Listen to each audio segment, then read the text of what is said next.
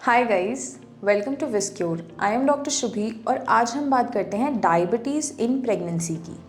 वो लोग जो कि ऑलरेडी डायबिटिक हैं, अगर वो कंसीव करते हैं तो क्या होता है, या फिर आपको डायबिटीज़ फर्स्ट टाइम प्रेगनेंसी के अंदर ही डायग्नोस हुई है। मदर में, बेबी में क्या कॉम्प्लिकेशंस हो सकते हैं, प्रेगनेंसी में क्या कॉम्प्लिकेशंस हो सकते हैं, डिलीवरी के बाद क्या कॉम्प्लिकेशंस हो सकते हैं, सबकी बात करेंगे हम आज इस वीडियो में।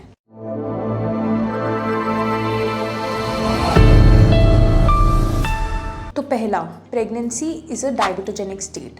मतलब प्रेगनेंसी में आपकी ब्लड शुगर जनरली भी राइज होती है ताकि आपकी बॉडी बेबी की नीड्स को फुलफिल कर सके। ये ब्लड शुगर प्लेसेंटा के थ्रू आपके बेबी तक चली जाती है, जो कि बेबी की ग्रोथ एंड बेबी की मूवमेंट के लिए इम्पॉर्टेंट है। तो जब ये ब्लड शुगर एक नॉर्मल वैल्यू से ज़्यादा हो जाती है, आपके ब्लड में एक्सेस अमाउंट्स में हो जाती है, that's when the real problem starts. Next, pregnancy के अंदर इंसुलिन रेजिस्टेंस भी यूजुअली बॉडी के अंदर हो जाता है।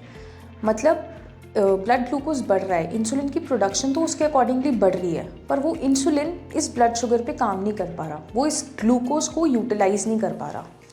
तो ऐसे केस के अंदर ब्लड शुगर भी बॉडी में बढ़ेगी और इंसुलिन भी बॉडी में बढ़ेगा। अब मान लीजिए कि आप डायबिटिक हैं और आप एक बेबी प्लान कर रहे हैं, तो what is the pre requisite? पहला तो I would always say pre conceptional counselling. क्यों? क्योंकि फर्स्ट 3 मंथ्स के अंदर आपके बेबी के ऑर्गन्स डेवलप होते हैं। देखो, जब भी कोई कंसीव करता है तो ऑलमोस्ट 1 महीने तक उनको पता ही नहीं होता कि प्रेगनेंसी है। एंड फर्स्ट 3 मंथ्स के अंदर बेबी के जो इम्पॉर्टेंट ऑर्गन्स हैं उनका डेवलपमेंट होता है। अगर इस टाइम पे आपकी कोई भी मेडिकल कंडीशन है जो कि अनकंट्रोल्ड है, स्पेशली डायबिटीज़, ऐसे केसेस में बच्चे को ऑर्गन डिफेक्ट्स हो सकते हैं, जैसे कि उसको हार्ट डिफेक्ट हो सकता है, उसके ब्रेन में डिफेक्ट हो सकता है, उसकी स्पाइन में डिफेक्ट हो सकता है। इसीलिए अगर आप प्रेगनेंसी प्लान कर रहे हो, नो मैटर आपको डायबिटीज़ है, हाइपरटेंशन है, कुछ भी नहीं है, आप अपने डॉक्टर के पास जाइए। आपकी एक बेसिक रूटीन, एक टेस्ट का पैनल होगा जिसके अंदर आपको भी जो चीज़ें नहीं पता होंगी वो पता चल जाएंगी। Your doctor will make sure कि कोई भी मेडिकल कंडीशन अनकंट्रोल्ड ना हो, ताकि आपकी प्रेगनेंसी में कोई कॉम्प्लिकेशंस ना आए। अच्छा, अब डायबिटीज़ की स्क्रीनिंग हम कैसे करते हैं? कैसे पता चलाएंगे कि ये हाई रिस्क है, ये लो रिस्क है?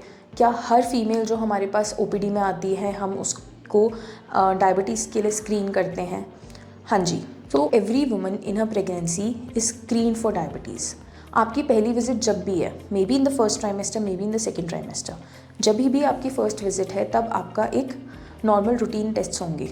उसके अंदर fasting blood sugar, post prandial blood sugar, random blood sugar, HbA1c।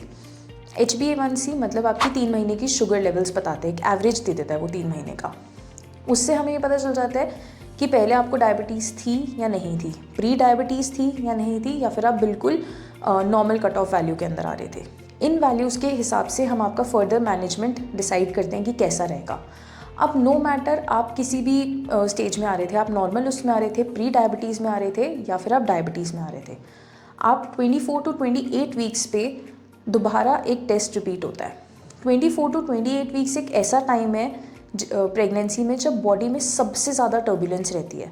इस टाइम पे डायबिटीज़ के डेवलप होने के चांसेस बहुत ज़्यादा होते हैं। तो डिप्सी के अकॉर्डिंग, यानी कि diabetes in pregnancy society of India के अकॉर्डिंग, OGTT का एक टेस्ट होता है, that is oral glucose tolerance test.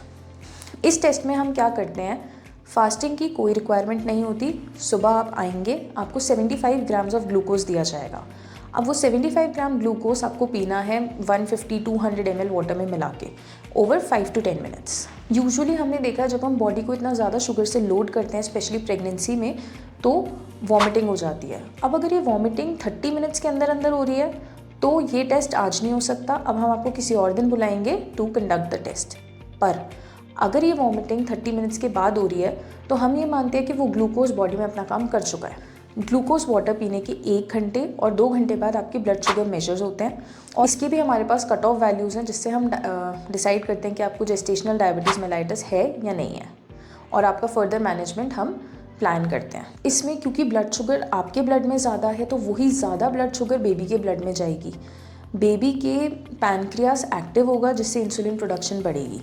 अब इंसुलिन बेबी की ग्रोथ कराता है, वो उसमें फैट सेल्स की एक्यूमुलेशन कराता है। तो मोस्टली हमने ये देखा है कि जो फैट की एक्यूमुलेशन होती है वो शोल्डर्स और ट्रंक पे ज़्यादा होती है, अपर बॉडी में। इस वजह से शोल्डर डिस्टोशिया होने के चांसेस बढ़ जाते हैं। मतलब देखो, मोस्ट कॉमनली बेबी मदर के वूम में हेड डाउन पोजीशन में होता है, मतलब उसका हेड नीचे है, उसके बटक्स ऊपर है। अब इसमें क्या होता है, शोल्डर डिस्टोशिया में बच्चे का हेड बाहर आ जाता है पर बेबी के शोल्डर्स की डिलीवरी नहीं हो पाती, जिसकी वजह से मदर को और बेबी को दोनों को प्रॉब्लम्स हो सकते हैं। अब फिर इसमें हमें बहुत मैन्यूवर्स लगाने पड़ते हैं और थोड़ी डिफ़िकल्ट डिलीवरी होती है। मैक्रोसोमिया यानी कि बेबी का जो हेड सर्कमफेरेंस है वो भी बढ़ जाता है, जिसकी वजह से विजाइनल डिलीवरी कभी कभी पॉसिबल नहीं हो पाती है। अब अगर हम देखें, एक 3.5 किलो का बच्चा है और एक नॉन डायबिटिक मदर और डायबिटिक मदर में क्या फ़र्क होगा। जो नॉन डायबिटिक मदर है उसके बेबी के अंदर जो फैट डिपोजिशन है वो एक सिमेट्रिक होगी। वो फैट डिपोजिशन मतलब ऐसा नहीं है कि सिर्फ शोल्डर्स पे है, सिर्फ बटक्स पे है, वो पूरी बॉडी में सिमेट्रिकल होगी।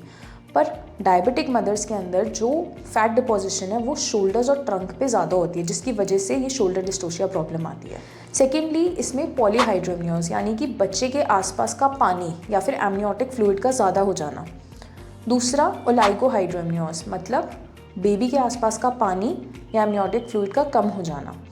जनरली हमने देखा है जो एमनियोटिक फ्लूइड का कम होना होता है वो प्री जेस्टेशनल डायबिटीज़ मतलब जो प्रेगनेंसी से पहले जिसको डायबिटीज़ होती है उसमें देखा जाता है। इसके साथ अगर किसी को वैस्कुलोपैथी या फिर किडनी डिसऑर्डर्स हैं उनमें देखा जाता है। इसके अलावा अगर आपको जेस्टेशनल डायबिटीज़ मेलाइटस है तो आपको 50% ज़्यादा रिस्क है लेटर स्टेजेस ऑफ लाइफ में टाइप 2 डायबिटीज़ डेवलप करने की। सेकंड, क्योंकि बेबी का हेड साइज़ ज़्यादा होता है, बेबी की डिलीवरी डिफ़िकल्ट होती है, एपिज़ियोटमी या फिर जो हम कट देते हैं उसके अंदर वो कट एक्सटेंड हो सकता है, एपिज़ियोटमी अंदर एक्सटेंड हो सकती है, थोड़ी लिबरल एपिज़ियोटमी आती है यानी कि थोड़ी बड़ी आती है।